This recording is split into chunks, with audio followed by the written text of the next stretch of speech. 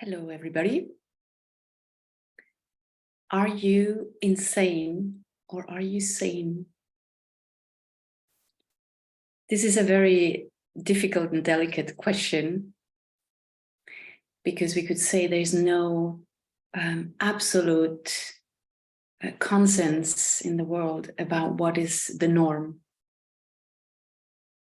Actually, it's still discussed openly what is a so-called norm.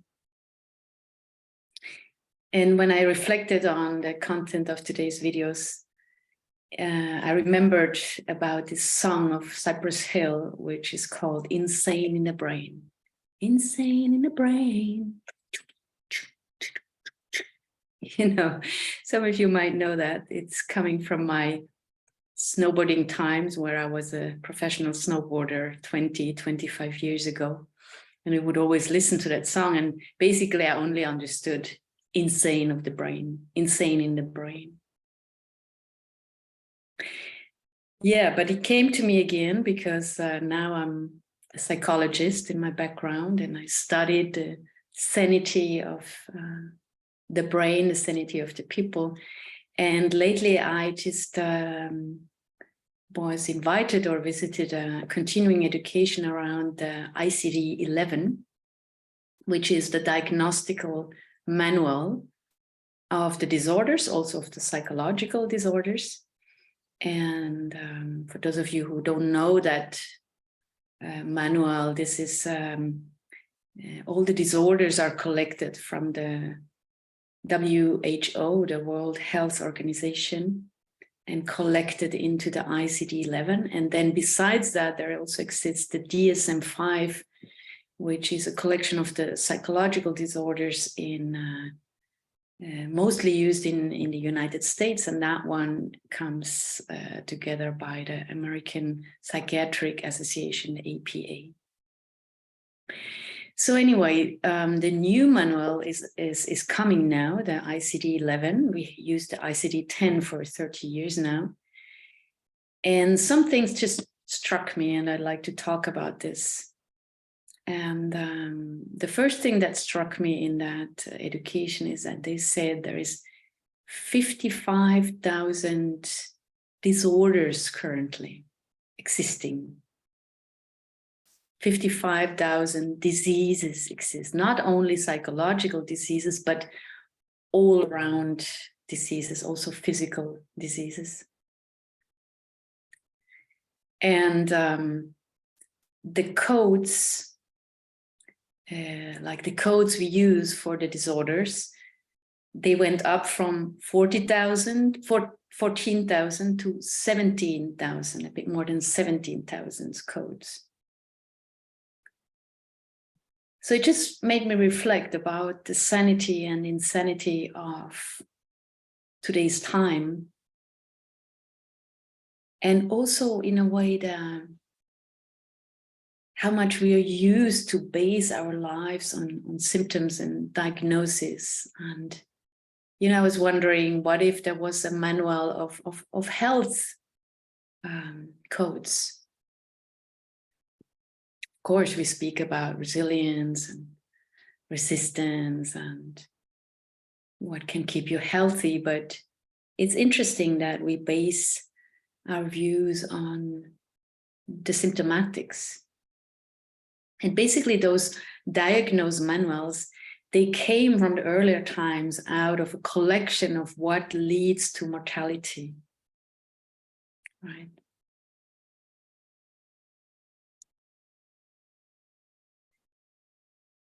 So yeah, what is really sanity and what is insanity? And in those diagnostic books where a lot of studies have been done and a lot of people, I think 300 people sit together and discuss, okay, what new syndromes should we take into that manual? What new diseases should we take into the manual? So in those discussions, the norm is also discussed, and it's considered as a difficult criteria. And it's not clear, and there's no consensus, as I already said, what is considered as the norm.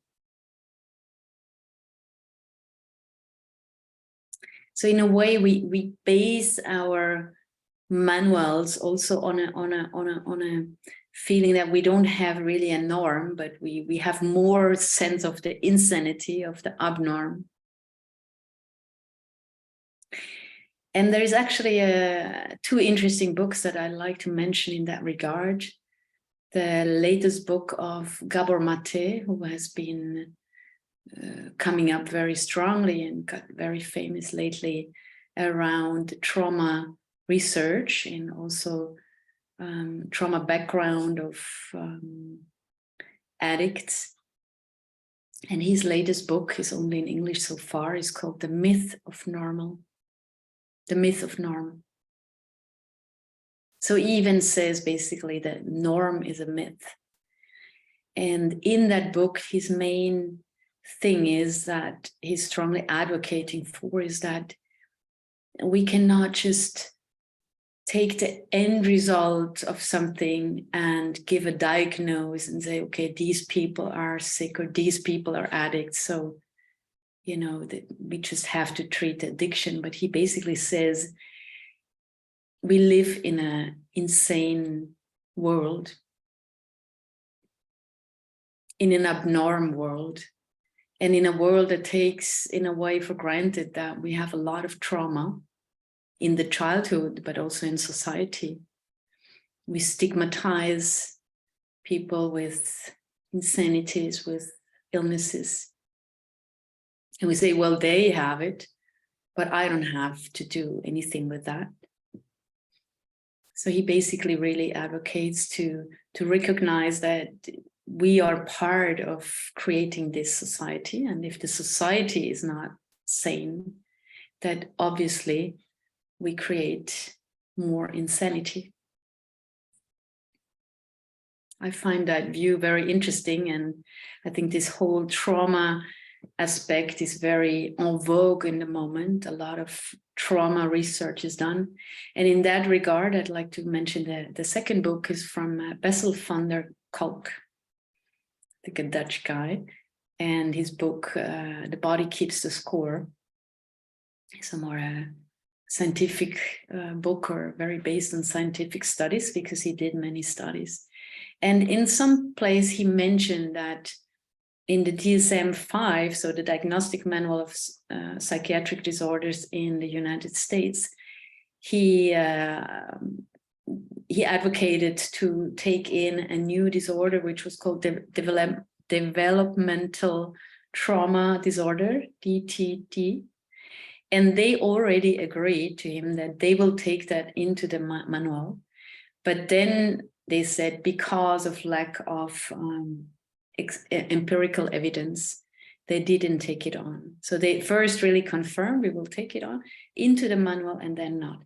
And why is that why I'm pointing that out is because this syndrome is strongly focusing on the trauma, the developmental trauma that leads to a disorder. So the trauma a lot of people undergo when they go through childhood, and is more focused on why a syndrome or a disorder comes, why it's showing. And I found it quite significant that they didn't take that into the manual. I think now it's coming into the KPTSD, that's a complex psychotraumatic disorder. But you know, the refusal in a way that they said yes and then they said no to take it into the manual is showing a little bit how much resistance we have as a society, and maybe also the APA, the Psychiatric Association, to recognize that these disorders are not just,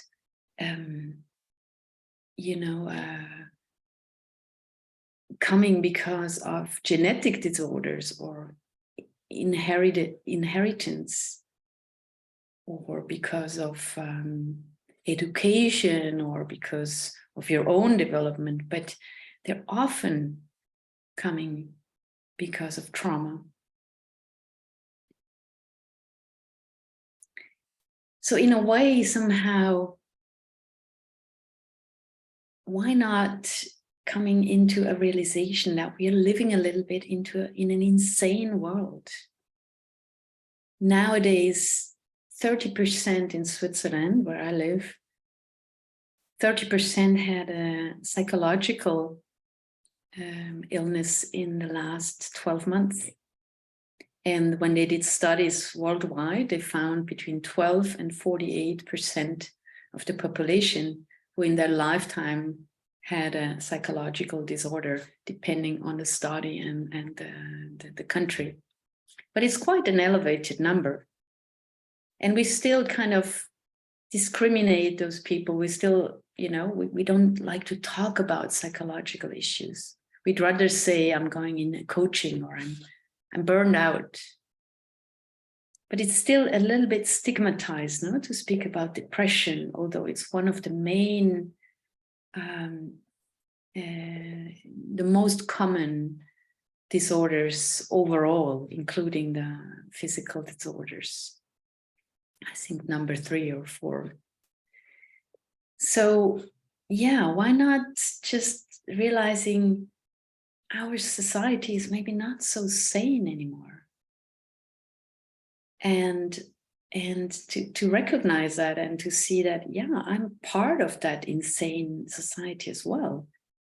And it's not just those people who have a psychological issue that are that's their own fault or so, but to see that we are co-creating that world in neglecting the traumas, not really owning that and saying, yeah, we recreate traumas collectively by war, by abuse, physical, sexual abuse, by torture, and also by our own, unseen shadow sides.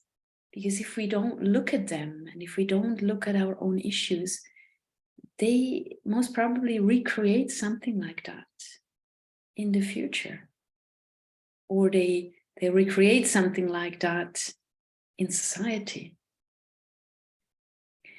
So one of the teachers I've spent some time with, he was not in the body anymore, but in his center, was Osho. And he said, how about if we all go a little bit more insane in the brain? And we just say, yeah, let's go crazy a little bit. But he said, go consciously crazy. Then you don't have to go unconsciously crazy. Dance a little bit wildly, Scream if you feel like screaming. Do something crazy once a year or once a week. Break out of the patterns, because it's like we somehow have this unwritten norm how to behave, how to live, what's a good life. And then we kind of constrict our wild, free nature into that box in the brain. And then we go insane, We can see that with people where people never think that they would do something like that or go crazy or like going amok. And mostly people that are very, very timid, very adapted, and then all of a sudden, they break out. So we could say, if we all allow a little bit of that insanity, a little bit of craziness, but also look at the sides that are really not sane in us. Look at the shadow side. Go to psychotherapy. Enjoy it. Seek help. There's so much help out there. Not being ashamed and not waiting till nothing goes anymore, but go seek for help and celebrate it. It's a nice thing to work on yourself. I feel a sane society is a society where we help each other to become more conscious, and where psychotherapy and coaching and spiritual development is all part of the everyday life.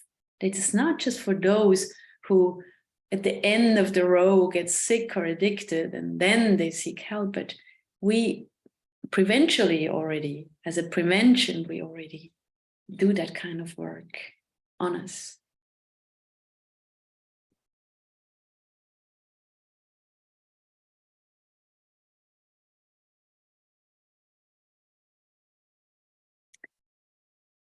So let's see where that leads us, or where that leads you.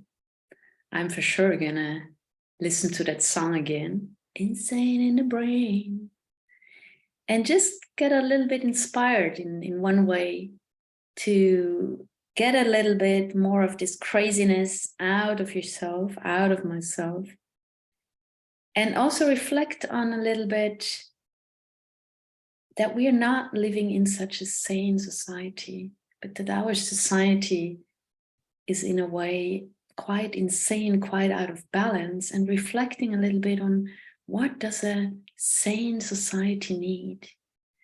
What does a society need which has healthy guidance, healthy presidents?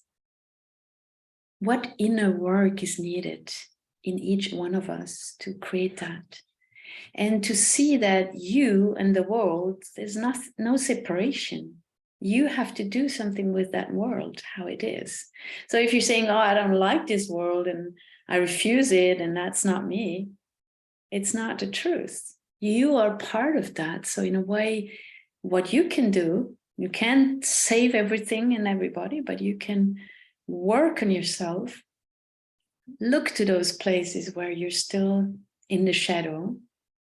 Allow a little bit of this insanity, but also get more conscious about hidden places in you which are still caught in trauma, caught in your story, in your conditioning, and free them. And that freeing them creates freedom.